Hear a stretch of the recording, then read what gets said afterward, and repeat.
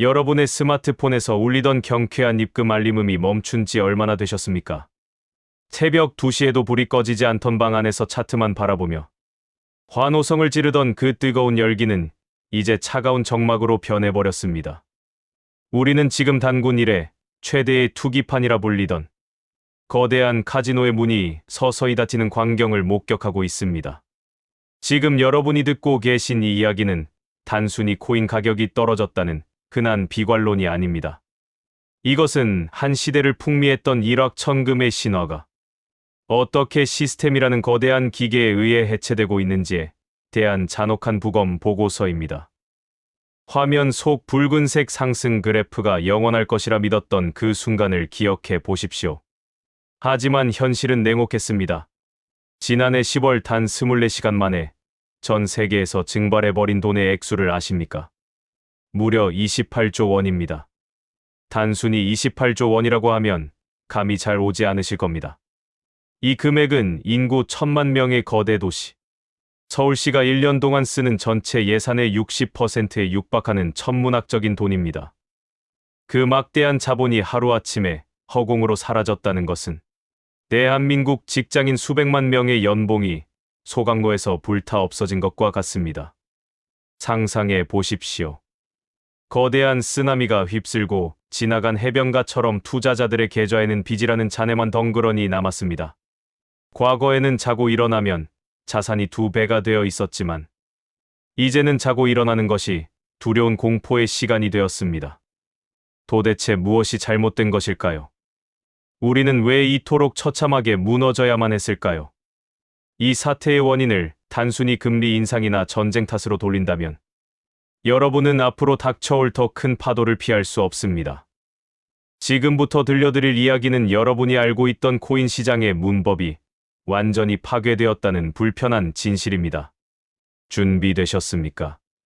이제 그 화려했던 투기의 시대가 남긴 잿더미 속으로 들어가 보겠습니다. 시계바늘을 잠시 2021년으로 돌려보겠습니다. 당시 모든 전문가와 유튜버들은 비트코인을 디지털 금이라고 칭송했습니다. 실물 화폐의 가치가 떨어질 때 내 자산을 지켜줄 유일한 방공호이자 안전자산이라는 믿음이 종교처럼 퍼져나갔습니다. 하지만 그 믿음은 철저하게 배신당했습니다. 역사는 우리에게 아주 흥미롭고도 잔인한 데이터를 보여줍니다. 전통적인 안전자산인 금은 경제가 불안할수록 그 가치가 빛을 발하며 하늘 높이 치솟았습니다. 실제로 국제 정세가 불안할 때마다 금값은 사상 최고치를 경신하며 투자자들의 피난처가 되어 주었습니다. 반면 디지털 금이라 불리던 비트코인은 어땠습니까? 금값이 오를 때 함께 오르기는커녕 마치 기술주인 나스닥처럼 곤두박질 쳤습니다. 이것은 비트코인이 금을 대체하는 안전자산이 아니라 그저 위험을 즐기는 투기성 자산에 불과했다는 사실을 증명합니다. 마이크 노보그라츠라는 인물을 아십니까? 그는 가상자산 업계의 거물이자 갤럭시 디지털의 최고 경영자입니다. 그조차도 최근의 폭락장을 보며 투기의 시대가 단계적으로 끝나고 있다고 선언했습니다. 이 발언의 무게를 이해하셔야 합니다. 단순히 시장이 안 좋다는 투정이 아닙니다. 과거 비트코인 시장을 주도했던 것은 20대와 30대의 개인 투자자들이었습니다. 그들은 잃을 것이 없었기에 10배 혹은 30배의 수익을 노리고 불나방처럼 뛰어들었습니다. 그들의 광기는 시장을 비이성적인 과열 상태로 만들었고 그 에너지가 바로 코인 가격을 끌어올린 원동력이었습니다. 하지만 지금은 상황이 180도 달라졌습니다. 시장의 주인이 바뀌고 있습니다. 후드티를 입고 밤새 모니터를 보던 개인들 대신 잘 다려진 양복을 입은 월스트리트의 기관 투자자들이 그 자리를 차지하기 시작했습니다. 이 변화가 왜 중요할까요? 기관 투자자들은 여러분처럼 대박을 쫓지 않습니다. 그들은 고객의 돈을 굴리는 사람들이기에 위험을 극도로 싫어합니다. 그들이 원하는 수익률은 연간 11% 내외입니다. 연 3000%의 수익을 기대하던 시장에 연 11%를 목표로 하는 거대. 자본이 들어왔다는 것은 무엇을 의미할까요? 바로 변동성의 사망 선고입니다. 하루에 50%씩 오르내리던 롤러코스터는 이제 멈췄습니다. 그리고 우리는 그 멈춰버린 놀이기구 위에서 멍하니 하늘만 바라보고 있는 꼴이 되었습니다. 그렇다면 도대체 왜 시장은 다시 반등하지 못하고 바닥을 기어가고 있는 것일까요? 이 현상을 이해하기 위해서는 레버리지라는 경제학적 마약을 해부해야 합니다. 레버리지란 쉽게 말해 남의 돈을 빌려 투자하는 것을 말합니다. 내가 가진 돈이 100만 원뿐이어도 거래소에서 돈을 빌려 1000만 원어치 코인을 사는 행위입니다. 상승장에서는 이것이 내 수익을 10배로 불려주는 마법의 지팡이처럼 보입니다. 하지만 하락장이 시작되는 순간 이 지팡이는 내 목을 조르는 밧줄로 변합니다. 앞서 말씀드린 28조 원 규모의 강제 청산 사태를 기억하십니까? 이것은 단순한 손실이 아닙니다. 시스템이 자동으로 작동시킨 거대한 학살이었습니다. 가격이 일정 수준 이하로 떨어지면 거래소의 컴퓨터는 투자자의 의사와 상관없이 강제로 코인을 팔아치웁니다. 이 과정은 무자비하고 기계적입니다. 누군가의 코인이 강제로 팔리면 시장에 매물이 쏟아져 나옵니다. 그러면 가격은 더 떨어지게 됩니다. 가격이 떨어지면 또 다른 누군가의 계좌가 강제 청산당합니다. 이것이 바로 죽음의 소용돌이인 피드백 루프입니다. 마치 눈덩이가 굴러가며 산사태를 일으키듯 하락이 하락을 부르는 끔찍한 연쇄 반응이 일어난 것입니다. 이 과정에서 160만 명이 넘는 트레이더들이 전 재산을 잃었습니다. 그들의 돈은 어디로 갔을까요? 증발한 것이 아닙니다. 누군가의 주머니에서 빠져나와 거대한 유동성의 블랙홀로 빨려 들어갔습니다. 이 사태는 시장에 아주 깊은 트라우마를 남겼습니다. 돈을 잃은 개인들은 시장을 떠났고 살아남은 사람들도 공포에 질려 지갑을 닫았습니다. 시장을 떠받치던 개미 군단이 괴멸 상태에 빠진 것입니다. 수요가 없는데 가격이 오를 리 만무합니다. 공급은 넘쳐나는데 사려는 사람이 없는 시장. 이것이 바로 지금 우리가 마주한 차트의 기울기가 우하향을 그리는 진짜 이유입니다. 이 메커니즘을 이해하지 못하면 우리는 언젠가는 오르겠지라는 막연한 희망, 고문에 시달리며 남은 자산마저 갉아먹히게 될 것입니다. 우리는 흔히 거대한 폭락에는 그에 걸맞은 거대한 사건이 있을 것이라 생각합니다. 예를 들어 2022년 11월을 떠올려 보십시오. 세계 3위의 거래소였던 FTX가 파산했을 때 시장은 충격에 빠졌습니다. 그때는 명확한 범인이 있었습니다. 샘 뱅크먼 프리드라는 인물의 사기 행각과 거래소의 부실 경영이라는 확실한 스모킹건이 존재했습니다. 원인이 명확했기에 시장은 분노했고 그 분노가 가라앉은 뒤에는 다시 회복할 수 있다는 희망을 가질 수 있었습니다. 하지만 지금은 다릅니다. 마이크 노보그라츠가 지적했듯 이번 하락장에는 결정적인 촉매제가 없습니다. 특별한 악재가 터진 것도 아닌데 가격은 힘없이 주저앉았습니다. 이것이 더 무서운 이유입니다. 원인이 없는 것이 아니라 시장의 체질 자체가 허약해졌기 때문입니다. 가상자산 시장은 본질적으로 이야기와 서사를 먹고 자라는 생명체입니다. 이 기술이 세상을 바꿀 것이다. 탈중앙화가 미래다라는 거창한 스토리가 사람들을 흥분시키고 지갑을 열게 만들었습니다. 그런데 지금 그 이야기가 들리지 않습니다. 새로운 서사가 만들어지고 사람들이 그 이야기에 매료되기까지는 상당한 시간이 필요합니다. 지금 시장은 이야기가 멈춘 정체기입니다. 마치 베스트셀러 작가가 더 이상 글을 쓰지 못하고 펜을 놓아버린 상황과 같습니다. 독자들은 기다리다 지쳐 하나둘 서점을 떠나고 있습니다. 게다가 비트코인은 이제 나스닥과 동조화되어 움직이고 있습니다. 이것은 비트코인이 더 이상 기존 금융 시스템에 저항하는 혁명군이 아니라는 뜻입니다. 오히려 기존 금융 시스템의 눈치를 보는 제도권의 막내둥이가 되어버렸습니다. 나스닥이 기침을 하면 비트코인은 독감에 걸립니다. 혁명성이 사라진 자산에 열광할 투자자는 많지 않습니다. 우리는 인정해야 합니다. 가상자산이 가지던 그 독보적인 매력, 즉 세상과 다르게 움직인다는 그 반항아적인 기질이 거세되었다는 사실을 말입니다. 이 구조적인 변화를 받아들이지 않는다면 우리는 영원히 오지 않을 과거의 영광만을 기다리는 꼴이 될 것입니다. 하지만 여기서 우리가 놓치고 있는 결정적인 디테일이 하나 있습니다. 여기서부터가 진짜 문제입니다. 우리가 코인 시장은 끝났다. 여앱을 삭제하고 계좌를 방치하는 바로 그 순간. 거대한 자본은 조용히 미소를 짓고 있습니다. 여러분의 눈에는 시장이 텅 빈 폐허처럼 보이겠지만 월스트리트의 전망대에서 바라본 풍경은 정반대입니다.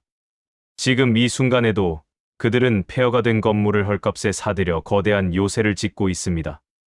우리는 이것을 스마트 머니의 침묵적 매집이라고 부릅니다.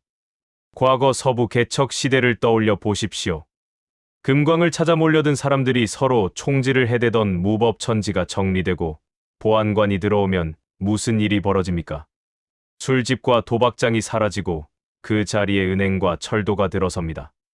지금 가상자산 시장에서 벌어지는 일이 정확히 이와 같습니다. 블랙록이나 피델리티 같은 세계 최대 자산 운용사들이 비트코인 현물 ETF를 신청하고 관련 인프라를 구축하는 행위는 단순히 상품 하나를 추가하는 것이 아닙니다. 이것은 그들이 이 시장의 땅 문서, 즉 소유권을 가져가겠다는 선전포고입니다. 개인 투자자들이 공포에 질려 던진 코인을 기관들이 헐값에 주워 담는 현상은 데이터로도 증명됩니다. 거래소 내의 비트코인 잔고는 역대 최저 수준으로 줄어들었습니다. 이는 누군가 코인을 사서 거래소가 아닌 개인 지갑이나 수탁시설, 즉 콜드월렛이라는 금고 깊숙한 곳으로 옮겨버렸다는 뜻입니다. 시장에 유통되는 물량이 씨가 마르고 있습니다.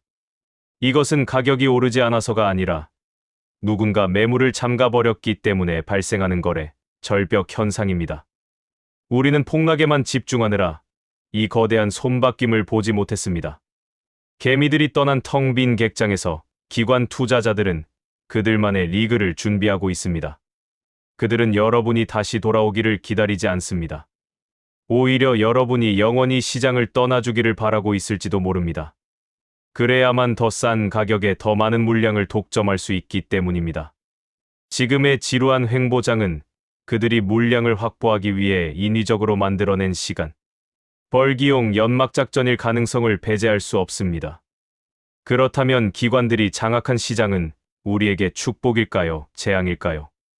결론부터 말씀드리면 투기꾼에게는 지옥이고 투자자에게는 천국이 될 것입니다. 하지만 대다수 코일러들은 투기꾼의 심장을 가지고 있기에 이것은 지옥도나 다름없습니다.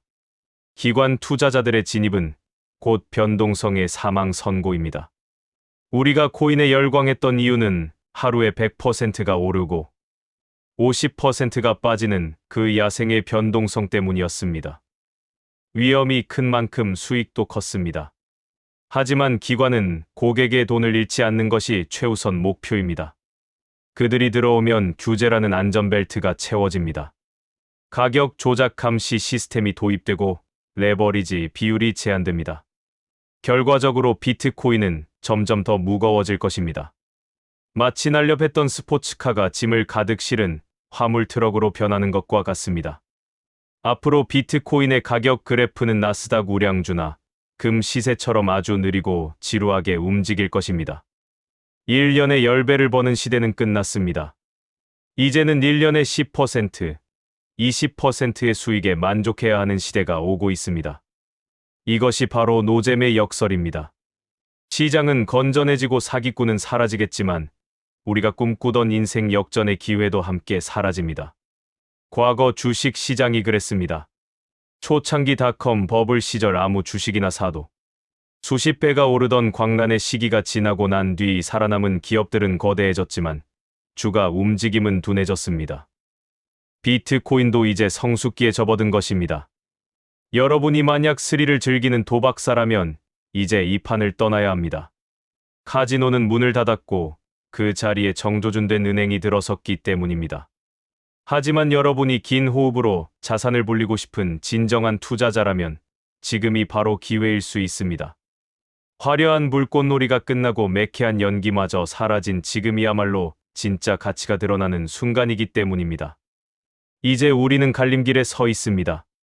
앞으로 펼쳐질 미래는 다음 세 가지 시나리오 중 하나로 귀결될 것입니다. 첫 번째 시나리오는 디지털 골드의 완성입니다. 비트코인이 금의 시가총액을 따라잡으며 명실상부한 가치 저장 수단으로 등극하는 것입니다. 이 경우 가격은 꾸준히 우상향하겠지만 그 속도는 매우 느릴 것입니다. 마치 묵혀둔 위스키처럼 시간이 지날수록 가치가 오르는 자산이 됩니다. 두 번째 시나리오는 결제 네트워크로서의 진화입니다. 가격 상승보다는 전 세계 금융망의 혈관 역할을 하며 수수료 수익을 창출하는 유틸리티 자산이 되는 것입니다. 이때는 가격보다는 사용량과 네트워크 활성도가 중요해집니다. 세 번째 시나리오는 가장 끔찍한 그레이트 스태그네이션, 즉 대침체입니다. 새로운 유입도 없고 기존 보유자들도 팔지 않는 상태에서 가격이 멈춰버리는 좀비 자산이 되는 것입니다. 관심에서 멀어진 자산은 서서히 말라 죽게 됩니다. 현재 흐름을 볼 때 첫 번째와 두 번째 시나리오가 혼재된 형태로 갈 가능성이 높습니다. 그렇다면 우리는 어떻게 대응해야 할까요? 지금 당장 빚을 내서 물타기를 하라는 말이 절대 아닙니다. 오히려 지금은 거리를 두고 관망해야 할 때입니다. 시장이 재편되는 과도기에는 섣불리 움직이는 것이 가장 위험합니다. 기관들이 만들어 놓은 새로운 룰이 확립될 때까지 기다리십시오. 그리고 공부하십시오. 차트의 보조지표를 보는 기술적 분석이 아니라 거시 경제와 화폐의 역사, 그리고 블록체인의 본질적인 가치를 공부해야 합니다. 투기의 시대가 끝났다는 것은 요행이 통하지 않는다는 뜻입니다. 이제는 오직 아는 만큼만 벌 수 있는 정직하고 잔인한 실력의 시대가 열린 것입니다. 여러분의 포트폴리오를 점검해 보십시오. 혹시 이름도 모르는 잡코인들이 대박을 터뜨려 줄 것이라 믿고 계십니까? 그것은 희망이 아니라 망상입니다. 이제 옥석 가리기는 선택이 아닌 생존의 문제입니다. 이야기를 정리해 보겠습니다. 우리는 지금 가상자산 시장의 사춘기가 끝나고 성인기로 넘어가는 성장통을 겪고 있습니다. 그 과정은 매우 고통스럽고 지루할 것입니다. 대박을 꿈꾸며 들어왔던 수많은 사람들은 실망감을 안고 떠나갈 것입니다. 하지만 역설적이게도 모두가 떠나고 난 뒤에야 진짜 시장이 시작됩니다. 인터넷이 처음 나왔을 때를 기억하십니까? 닷컴 버블이 터지고 90%의 기업이 망했지만 살아남은 아마존과 구글은 세상을 지배했습니다. 가상자산 시장도 마찬가지일 것입니다. 지금의 하락은 옥석을 가리기 위한 거대한 필터링 과정입니다. 쓰레기는 걸러지고 진짜 가치 있는 것들만 살아남아 제도권이라는 튼튼한 토양 위에 뿌리를 내릴 것입니다. 여러분은 이 지루한 시간을 견뎌낼 인내심이 있으십니까? 아니면 당장의 손실을 만회하기 위해 또 다른 투기판을 기웃거리시겠습니까? 분명한 것은 과거와 같은 방식으로는 더 이상 살아남을 수 없다는 사실입니다. 투기의 시대가 끝났음을 인정하십시오. 그리고 투자의 시대를 준비하십시오. 이제 모니터를 끄고 현실을 직시할 시간입니다. 시장은 차갑게 식었지만 그 밑바닥에서는 새로운 용암이 끓어오르고 있음을 잊지 마시기 바랍니다. 오늘의 분석이 여러분의 자산을 지키는 냉철한 이성, 그리고 미래를 꿰뚫어보는 해안이 되었기를 바랍니다. 변화하는 돈의 흐름을 놓치고 싶지 않다면 지금 바로 구독 버튼을 눌러 우리와 함께 깨어 있으십시오.